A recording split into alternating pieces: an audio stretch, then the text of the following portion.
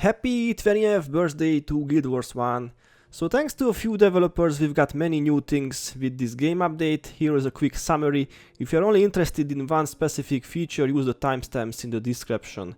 I will follow the wiki page, so the first major thing we've got is the Guild Wars sale. Now this may be the biggest one ever.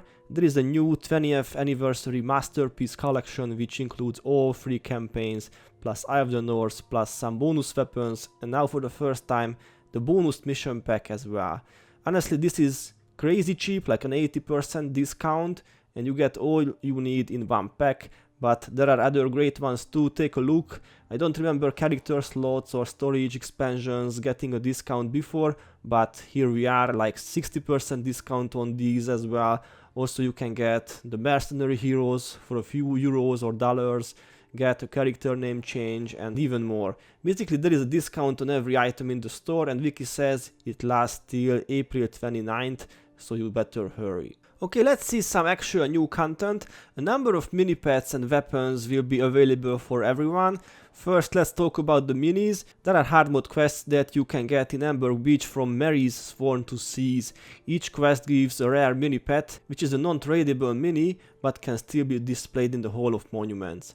The developer guys wanted us to work for these rare items, so you can expect a few hours of grind for some of them. For example, if you want a mini Growl, you must complete quite many prophecies missions in hard mode, and the same applies to any other mini pet. Things must be completed in hard mode. Take a look at this table I made. This is what you will have to do in order to get your desired mini pets. Some of them will be quite difficult for a casual player, like Doa Underworld hard mode, and I'm not sure how a picked up group can manage those areas, but it is what it is. We must work for these rare minis to get them. Okay, now the weapon part. You may remember back in 2005-2006 era, there were different pre-order weapons, special promotions, etc.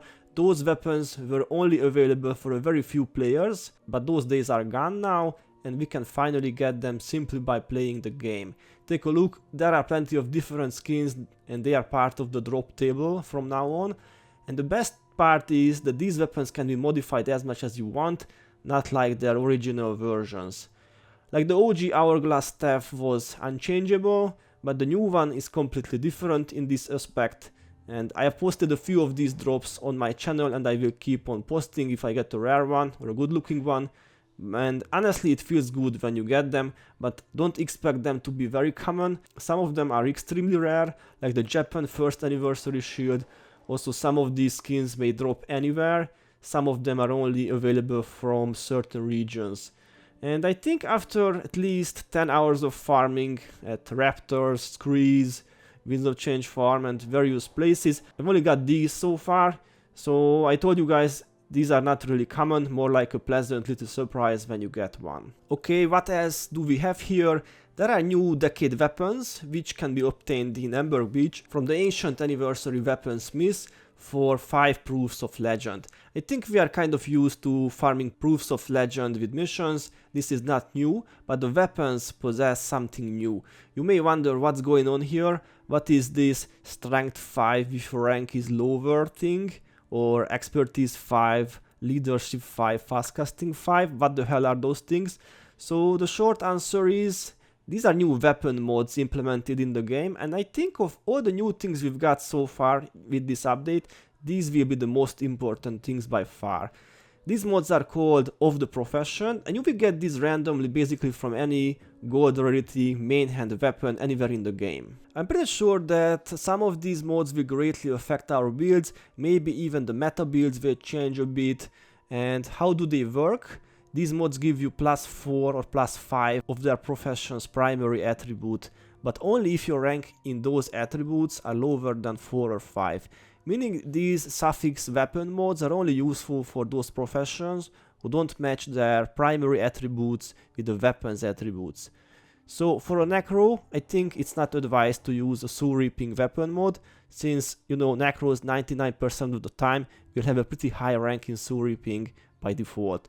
But for a warrior, for example, this may be very useful, since if you possess rank 5 in Soul Reaping, you will gain 15 energy every 15 seconds just from a creature dying nearby, and without any attribute investments. There is also a fancy trail effect while using weapons like this. The color also change depending on which professions mode you are using. This is a necro one, for example, and this is a warrior one. Different colors for each profession. This is definitely a cool feature. So if you have listened carefully so far, I have said gold rarity main hand weapons, meaning there are no shield or focus modes in this list.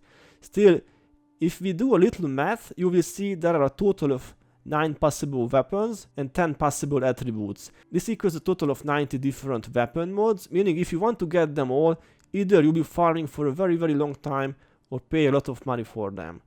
Right now, as I'm creating this vid, prices are crazy high for some of these mods, from a few arm braces up to 2-digit arm braces, so you better wait to purchase them. I believe as the community gets more and more of these mods, the prices will go down in a few weeks. And now let's go through one by one on the primary attribute effects, and I'll be talking about the maximum, the rank 5 effects.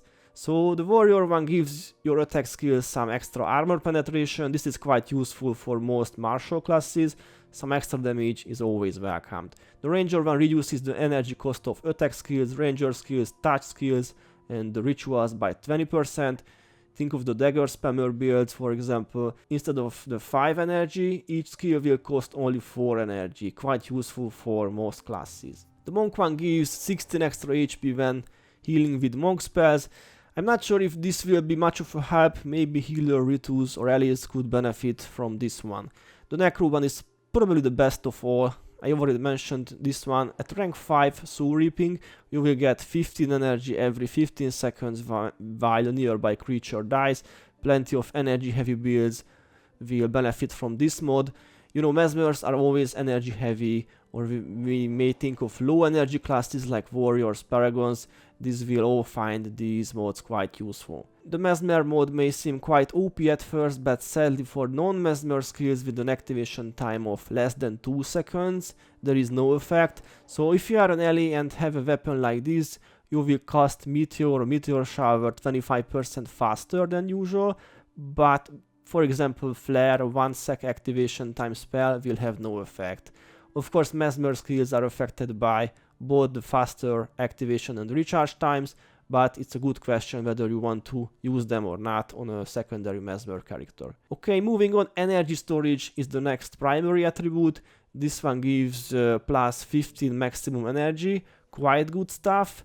You can make very high energy staves or even ones if you feel like that. Assassin is the next. Critical strikes adds plus 5% crit chance, and if you land a critical hit, you gain 1 energy. Good stuff again, extra damage from critical hits and some minor energy management too. Ritu and spawning power, this is perfect for minion masters, since your summon creatures will get an extra 20% HP and also make weapon spells like Great Dwarf weapon last 20% longer. Also, secondary Ritus with spirit spammer builds will have a bit more HP. Paragon and leadership now gives 2 energy when using a shout or chant that affects an ally. I think this is one of the least useful ones. Maybe a warrior with a shouter build could benefit from this, but this is not a game changer at first glance. And finally there is the dervish and mysticism. I really like this one because I'm a dervish lover, but anyway, this reduces the energy cost of dervish enchantments by 20% and also increases armor by 5 if you are enchanted. My first idea was secondary dervishes can now use mysticism skills, even maintain vow of silence and farm like a dervish, but sadly I can't show you any clips yet since I couldn't farm this dervish mod at the moment. So plenty of new features, tens or hundreds of build ideas, but keep one thing in mind: if you put one of these mods onto your weapon, you will have to sacrifice one of your previous suffix mods. For example, if you are a coaster, chances are you want your wand to have a 20/20 mode, and with this new suffix mode, you won't have that anymore. If you are relying on enchantments, you need a 20% enchantment mode, and you will be losing this as well. I think you understand what I mean. You will have to consider the pros and cons each time. And one more thing about these mods, these actually don't increase your attributes by 4 or 5, rather they set your attributes to rank 4 or 5. Stuff like heroic refrain, Pcons won't increase them any higher than that. And one more thing, even if you have no connection to the profession of the weapon mode, so you are a warrior / monk and you are using a necro suffix weapon, you still gain the soul reaping attribute. Kind of like a third profession, quite OP actually.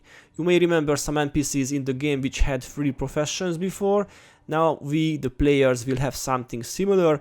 Of course, you won't be able to use skills from the third profession, but at least you will benefit from another primary attribute. And some people say this suffix update was a bad thing and it will break the game. I'm not sure, time will tell how broken builds we will get. So far the necro mods seem to be the most sought after, but anyway, I will make another video about some possible useful builds with these suffix mods. But first I must get some more mods to start theory crafting and testing. And last but not least, there is one more important feature from this game update. Many of the consumables now last for 30 minutes. Birthday cupcakes, candies, even golden eggs, war supplies. So the developer guys kind of listened to those please give us perma Pcons for speed clears and endgame content wishes. Still not perma duration, but at least 30 minutes long and way easier to maintain the Pcons now, even if you are not using toolbox. There was some bug fixing as usual. You can read here, I won't talk about those. Instead, let's talk about some frequently asked questions. So, what is perma and what is just temporary? Obviously the discount in the store is not perma, the suffix mods, the old, new, pre-order, promotion and other weapons are perma, they are part of the drop table from now on. The Minipet quests are perma, the green decade weapons are only available till the end of the event, the 30-minute long Pcons are permanent as well. Obviously the event only drops are just temporary. By the way, for a few days we had Easter and anniversary event at the same time. Usually there is a gap between the 2 events, but this year the 20th anniversary event has started 1 week earlier than usual. The usual stuff are still here, like the Shingi boardwalk is open till the end of the event, so you can AFK for lucky, unlucky points. Major cities are decorated, so all the other things work as normally. And another FAQ, are the new mods available in pre-searing? So the answer is, as far as we know, pre-searing is not affected, no suffix mods, no new weapon skins drop there, everything is the same. Alright, I think we have covered everything, let's go back and farm some new skins and get the mini pets. Good luck everyone.